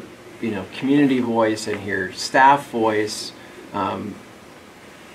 is really pretty challenging given the fact that we don't have a lot of time. And we also have to entrust, and I have to entrust my building leaders to work with their buildings and their communities to make some of those decisions, which are pretty hard. And if we don't cut these positions, we're going to be looking at cutting other positions, and those cuts are going to be really hard too. We could bring community together to talk about, should we cut you know, a library position, a half-time library position, or should we cut supports to kids who are getting one-on-one support in math or in other areas. So how do we make those as a community in a forum like this? How do we make those determinations about which one are we going to take away? Because if we take away the support, as we're hearing tonight, there's a lot of concern about taking supports away from kids in need. And I think that's part of the challenge we have, and I think going forward, as we're talking about the budget process and engaging the community, that we need to be thinking, and this is our first unified, really our first unified budget. Last year was a rollover. We need to be thinking way, way ahead to prioritize it. You know, we're not going to ever be able to predict what's going to happen in terms of our staffing reductions per year. The numbers, you know, because it's equalized pupil, because it's looking in the past, because it's weighted pupils, where everyone, we've tried to have estimates and we've been wildly off. So we have to be looking at this way, way ahead of time. I'm concerned at this point in the budget process to open up these kinds of really challenging decisions to open forum. Will create more tension, more divisiveness, and will land us in a place where it's going to even be more challenging. So my own feeling is we still have time to have continued conversation. I think those are building level conversations in talking through this. So if people wanted to approach either of our leaders and talk through what they're feeling, how they're feeling, and whether it's through the committees in our schools, each one of our moms and MUHS have slightly different organizational structures, but to me that would be the next place to talk about this before the 12th, to say, we've talked to the entire faculty and we think, or we've talked about this and these are some of the issues we see. The backside of that is, as I said earlier, if it's not this, then it's going to be something else, and that's the difficult, challenging work that I think our leaders have gone through to try to figure out. None of these are things that we want to do, but we know that as we talk through this budget process, we know that we're headed, at least in the next couple of years, with some significant drops in enrollment, which is going to have a big impact on our budget. So if we don't do anything now, we're going to be in a really challenging place next year and the year after. Yeah. What I didn't understand, once we're consolidated now, is where do I go with my question about the change in alt ed? Because it used to be I would go to the high school board and they would be the ones that would discuss it as a whole board of representatives. Now, is there a high school committee within the unified board? Where does the discussion take place? Is it only the administrator and faculty? Where do we, the public, have a chance to discuss it? Because I didn't really like coming tonight at the last minute to bring this issue up, but I wasn't aware of it because I don't know where to insert myself to have those questions answered ahead of time.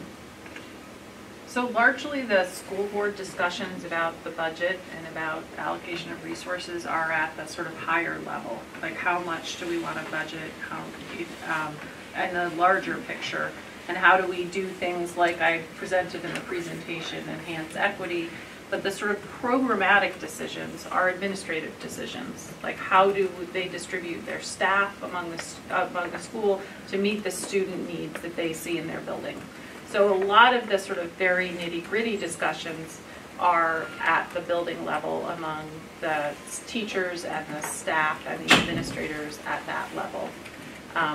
So we did have people come to our last board meeting and ask us about the alt education, and we certainly can answer the questions that we know of. But some of those sort of more building level discussions and decisions are made by the educational leaders based on their knowledge of the student needs, their experience as licensed professionals, educators. We are members of the public. We don't necessarily have the expertise to make those sort of more granular level decisions. You know, we can have opinions about them, but those decisions are professional decisions. So that's, I don't know that that answers your question, but there's certainly ways that parents are able to engage with the staff members at their school, with the principals at their school, and community members. I would love to see more engagement at the budget process on the early end, not at this late end, but at the early end, but really thinking about sort of bigger picture directional, not those nitty-gritty staffing level discussions, which are really our administrators' jobs. So if I specifically wanted to address that, then at this point, I would speak to the administrator of the school, because there is no longer a school board or a specific committee here on this board. So it would be myself going to the administrator, and just that one person would be whom I would have the conversation with. You can always come to the school board and ask questions, and that's your avenue to, as a citizen, to come and talk to the school board. We may say, you know, the better person for you to talk to is the superintendent or the principal or whomever, but you know, it's always a great place to start. Natalie? I think that's a really good point. If you do what you define yourselves as doing at a level that's above what we're used to participating in, if you were in the future with each school to develop some kind of a committee or structure that meets on a quarterly basis, maybe during the year, and works with parents, the representatives of the board member from the local school, and the administrative or professional people, and you would, I think, get the kind of input that you've gotten here tonight, perhaps in a more localized, concerned fashion. Not everybody that's here is familiar with all 7 schools and can do that. Right, so most of the schools have a sort of parent-teacher organization, or parent, you know, at Mary Hogan, it's the Middlebury Education. And do they meet on a regular basis? Yeah, they with the meet faculty? monthly. They don't meet with the faculty, but with the principal, and they meet monthly. And then there's a community partnership council that's led by the superintendent, and Jennifer is our board rep to that. Just and so that there's some structure that's regular that people can plug into.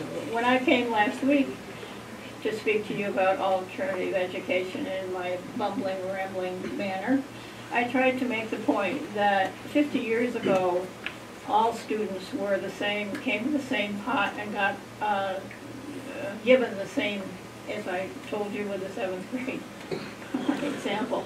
But that's what happened with students in the school too. In the years that have occurred since, it's been broken down. So alternative education happens, parent-child center happens, aids happen with students in school, and so on and so forth.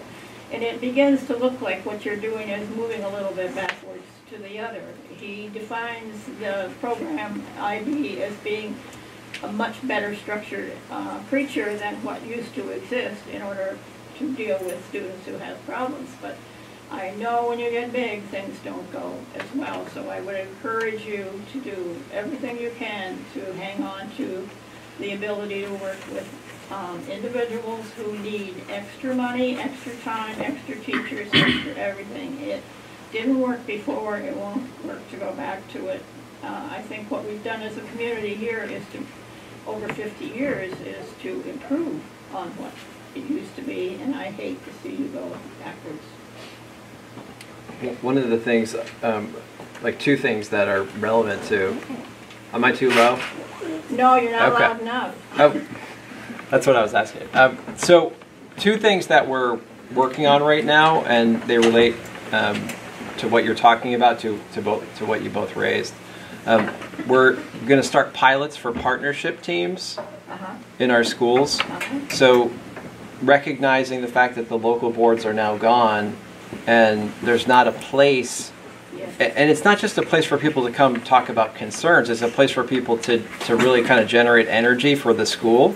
It's a plus, I think, on both sides Right. to do that. So I think we're going to have at least 3 elementary schools next year that will be starting partnership teams. It's a program we're actually connected to through Johns Hopkins. So we've had a couple people get training. Jen Newseeder went down and was trained this year. And our community coordinator, Erica Gardner, is kind of helping to lead that and start that work. Those partnership teams are going to be really looking at goals they have for their communities. So they're going to be, it's not a parent-teacher organization, it's a little bit deeper than that, a little bit more targeted than that. That's good. And so that we're looking at, as I said, next year starting at least 3 schools, maybe 4, and then kind of learning from that and going from there. The other thing we're working on, our Community Partnership Council has 3, this year, split up into 3 different groups. One of the groups is working to build a mentorship program. One of the things in the strategic plan that we, in the community foundational goal was students need to feel that they matter. And part of needing to feel that they matter is having a connection with an adult. The research shows that that's really critical.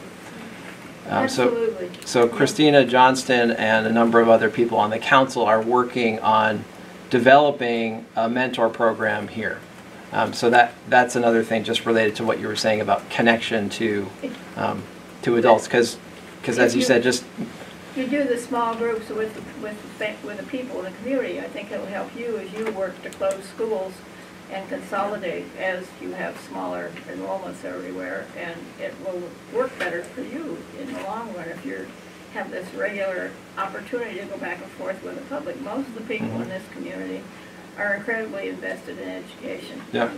I love paying my tax dollars, but I know it's going for that. I don't like sending it away to other places, but I don't feel bad at all about playing here because I know it's a good thing. Yeah. Anyway, Appreciate I think that. that's a good direction. Yeah. Thank you. Yeah.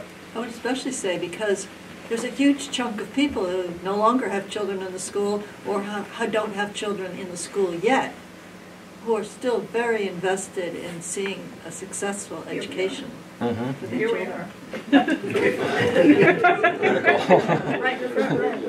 I'll just add one more thing about the Friends of groups, because I think most of them aren't PTOs anymore. They're not parent-teacher organizations. Most of us are Friends groups. So in Salisbury, where I'm from, I'm on the Friends of, because I have children in the school. So it's the Friends of Salisbury Community School. I know Waybridge is the same. So if you're interested in one particular school or town, I encourage you to look it up. We encourage community members absolutely to participate in our Friends of group and feel they're a huge asset. And we have several community members who participate in many of our events. And it's a way to learn more about what's happening in the schools. I feel like, from my knowledge, I don't think the middle school and high school have Friends of groups, but as my kids grow up, I've been talking with some parents about hopefully starting one at the middle school with some of our students. That my son's in 5th grade, so we're hoping, as we start moving up, and I'm not sure if the high school would be amenable to an idea like that at all, but there are obviously some support groups, boosters groups for various groups. So they maybe need to be publicized more. Yeah, I'm they not do. aware of that. Yeah. So sure, that's I a just good made suggestion. assuming it was a parent thing. Know as much about it, but that's certainly a good thing to do. And the parent-teacher organizations used to be fundamentally social, and I think that if you get to the nitty-gritties of what everybody cares about in these meetings, you're better off. Yeah, I mean, I think that what Dr. Burrows was saying about the partnership teams will be, even more so. But since that's just getting off the ground at this point, absolutely, the Friends of groups would be a good starting point. So. I feel like I was talking with Erica about putting the Friends of group schedule or meeting schedules on the ACSD website, and so if that seems like something that people would be interested in knowing about, knowing that they're open to the public, then I can move forward with Erica to further pursue that idea. Thank you. Heather. So Ruth, I just wanted to say thank you because as a Middlebury resident, it's been fabulous knowing that you are on top of this, and I'm gonna miss you. So thank you. I'm still here.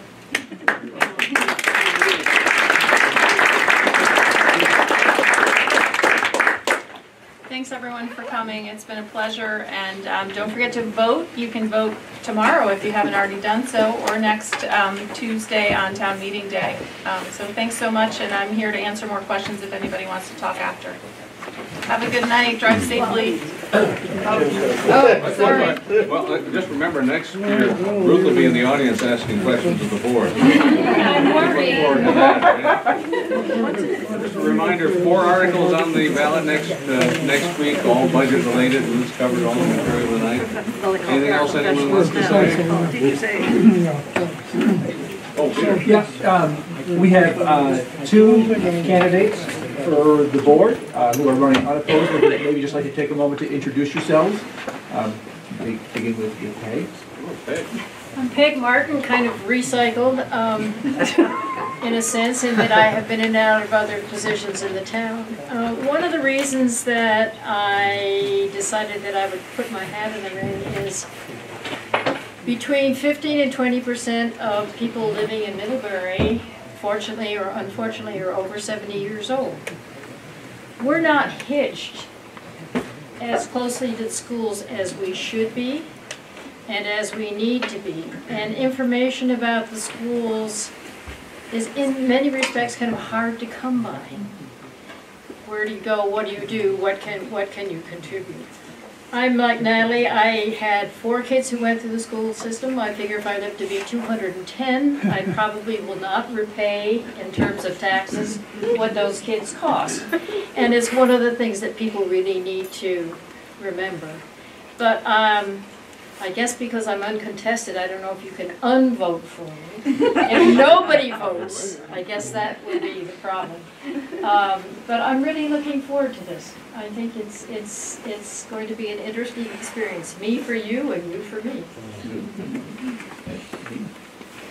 I'm Davina Damer. I live in Middlebury. I have a 3rd grader in Mary Hogan, and I have been in education for like over 22 years. Right now I work with Easter Seals with, through that capacity as family engagement coach. Feel like having a child in Mary Hogan and working with all the school systems within all of my jobs, just feel like having a little bit of a voice for those children and families that are kind of all following. You know, I will be able to help support and look forward to the new adventure. There are actually 4 open seats, well, 4 seats that are up for election. These 2. Nick, if you could help me out, the name of the one from Shore. Jory Jacoby. Yep. She's from Shore. She's an educator. But all towns vote on all candidates, and then the 4th one is me, Peter Conlon, and somebody next to Cornwall. Well, good luck to you all. Anything else? We're adjourned.